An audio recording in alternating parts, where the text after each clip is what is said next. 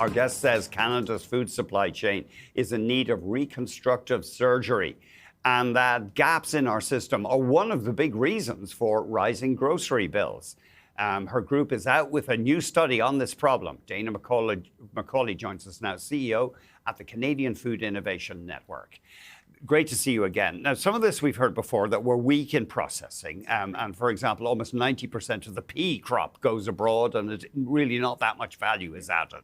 So what's new in this report? What's new is that we have really started to understand what the tariff shocks are doing to our food prices. You know, one of the big and important things for us to understand is that even though we produce a lot of food and we have 70% food sovereignty, we send a lot of it semi-processed to the U.S. and then we buy it back. And of course, with all of the tariff issues, as well as our dollar being historically quite low in the last few months, that has just been putting a ton of pressure onto our food prices. Of course, it's much easier to operate a massive factory in America, isn't it? Serving millions of people. And we have seen over the years Canadian food processing plants closed. We have. And it's interesting because it's sort of like the good news and bad news. The good news is we have lots and lots of food processors doing lots of great things. We have a lot of variety. Domestically. Domestically. Yeah. The bad news is 90% of them are SMEs, small and medium-sized businesses, which means that they have fewer than 100 employees, a lot of these companies. So they are, unlike the U.S., we're big food. We've all seen all those documentaries. Unlike in the U.S., where these big food companies can adopt technology and modernize and show productivity gains of 10% over the last 10 years, with all the crazy shocks from COVID to, every day. Today, of course, it's a war in Iran.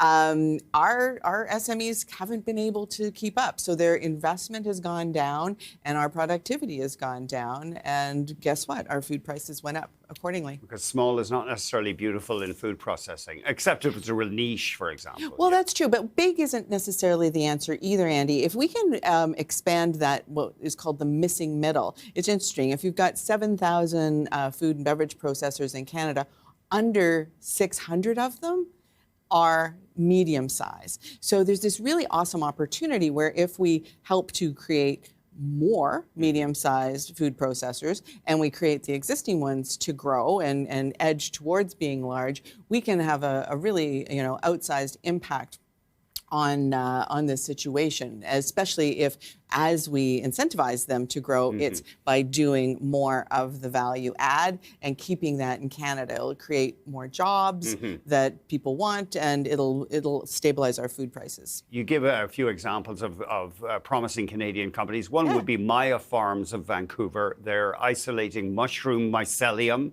And the idea here is to substitute for imported textured protein from Asia, for example, and America. They supply Sprague Foods. I've tried their canned soup. They're based in Belmont, Ontario. Very good products.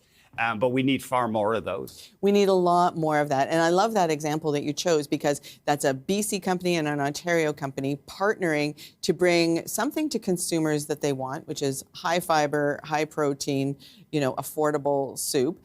And all that innovation and all that cross-pollination is exactly what a model of success looks like for Canada. I mean, the government does announce programs all the time, but you say as a general portion of industrial funding, food is pretty low. We're tight for time, sorry. It is, yes, it's very low. It's like about 2 to 4%, depending on how you look at it. Yet the food industry is one of the biggest GDP drivers, employs 2.3 million Canadians, and you and I are both going to eat tonight.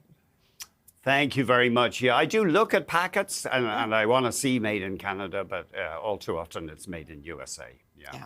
Thank you very much indeed, Dana. Thanks for being. Dana McCauley, CEO at Canadian Food Innovation Network.